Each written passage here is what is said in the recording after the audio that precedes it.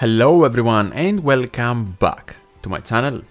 In today's One Piece Treasure Cruise video, we are going to quickly go over and review the upcoming units that will come out for the Kizuna class event after Treasure Map is of course concluded. And we are going to start things off with the Super Evolution of Zorojuro, or V3 Zoro, who is currently available to get for free in his 6-star form through the Pirate Rumble season. The 6 Plus is a direct upgrade. He maintains all of his basic abilities, color and classes. He will now also gain level limit break and a character tag requirement where if you are using Land of Wayno characters, 2 or more specifically, he will drop resistances and give you some extra stuff. But without his level limit break, what changes? For his captain ability, he gets better multipliers. Not just for the maximum boost on Dex characters, but on everyone. And other than that, everything else remains the same, just better multipliers all around. Not only for the Dex character boost, but only for the universal one, which is good. For his special ability, 3 main things change. He provides a better ore boost of 3 times.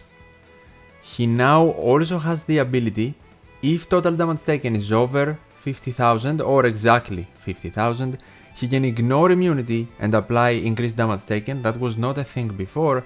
The requirement to ignore immunity and apply increased damage taken though is not easy to fulfill. You would either need end of turn damage applied from a boss previous to the last stage 1, or an HP cut preemptive at some point in the quest that can help you before activating Zoro's special.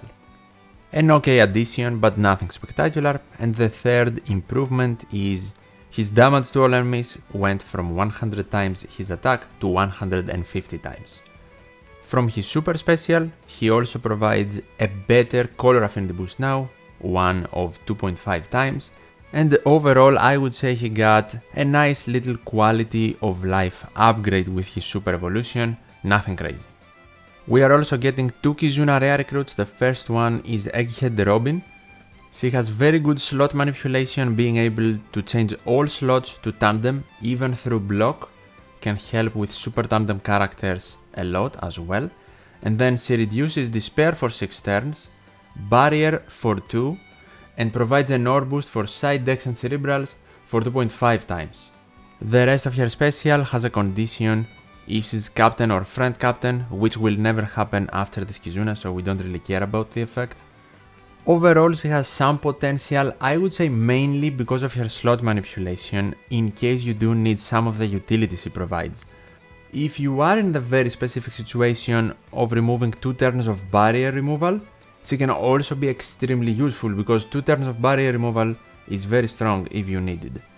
Not one of the best Kizuna rare recruits. And then we also have Dex Jinbe, who reduces attack down and damage reduction by 6 turns, while also being able to provide an attack boost for Dex, Psi and Cerebral characters for 1 turn.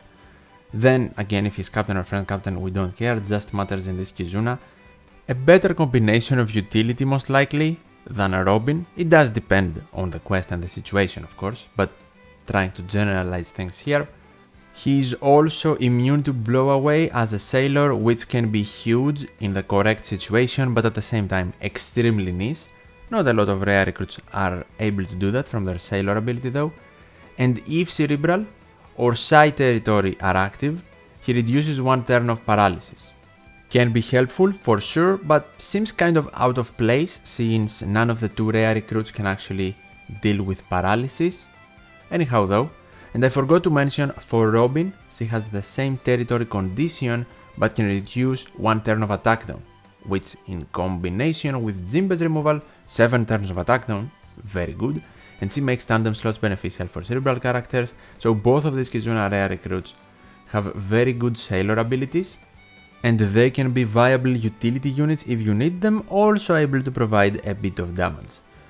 Not units you should go out of your way and spend gems, especially now during the 11th anniversary to get though, that is 100% for sure.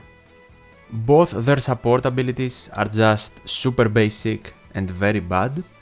But talking about support abilities, we are getting a support rare recruit exclusive to support Sugofests as Snake. We only of course care about her support ability and who she can be attached to. We see Luffy here, already amazing because Luffy has tons of great characters in the game. She can also be attached on Lucci and Kizaru, which is decent. Sentomaru we don't care about. From the Vegapunks, Lilith, York, Stella, Saka, Edison, and of course Pythagoras. And S Shark, S Snake, S Hawk, and S Bear. So quite a lot of characters, and quite a lot of egghead characters that have seen units recently. What's her ability though? Once per an adventure, when you reach the final stage, and the supported character is Captain, pretty big requirement, but for someone like Luffy, not super limiting since he has a lot of good Captain characters in the game.